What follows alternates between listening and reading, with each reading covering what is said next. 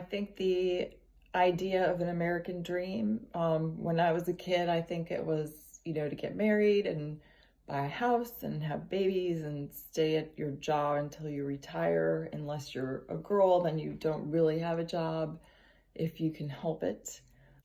It has completely changed in my experience. The idea of working at one job your whole life doesn't really seem to appeal to most people anymore. As a society, we've changed. People are more apt to be who they are. They're not as afraid, I think, or at least I'd like to think that most people are less judgmental and more live and let live.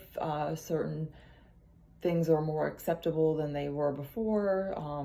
I definitely think all of that has played a part in creating sort of a new American dream where I think people want to feel free to pursue things that make them happy and contribute to society at the same time.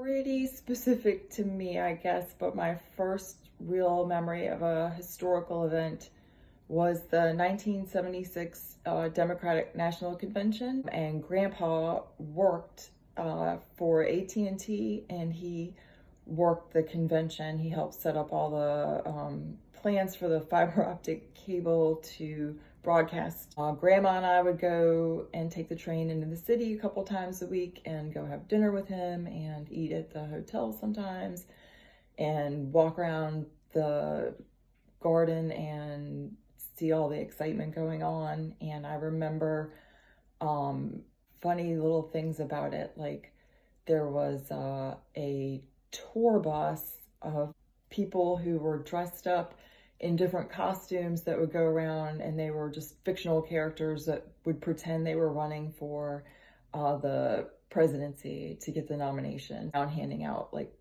fake campaign buttons, and I would go collect them. Coolest thing was that went to dinner with Grandma and Grandpa one night. We walked outside and a big limo pulled up. The Secret Service ran around, and it was Jimmy Carter. Grandpa, who was a lifelong Republican and wasn't a fan, still was just kind of awestruck.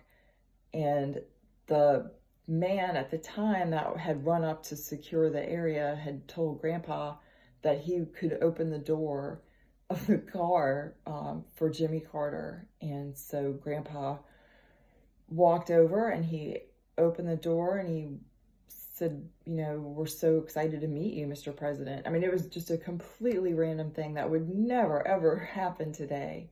One language arts connection that I can make is to my mom's interview in the Molly and Tonder scene in The Moon is Down.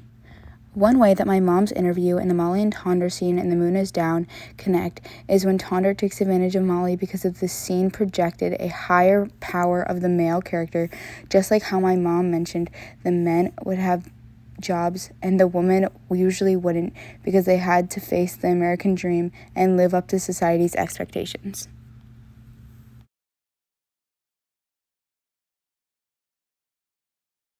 Hi, my name is Sean Ye. My first memory is of 9/11. I was in kindergarten, and I remember finding out about it because it was on the news on TV, and my teacher put it on the TV. I have no idea. Work full-time jobs and married, have kids. Don't adopt kids, especially. Another language arts connection that I can make is when Molly finds out that her brother had been arrested and was going to get killed. It was very unexpected, just like how my swim coach found out about 9/11 so unexpectedly during his class.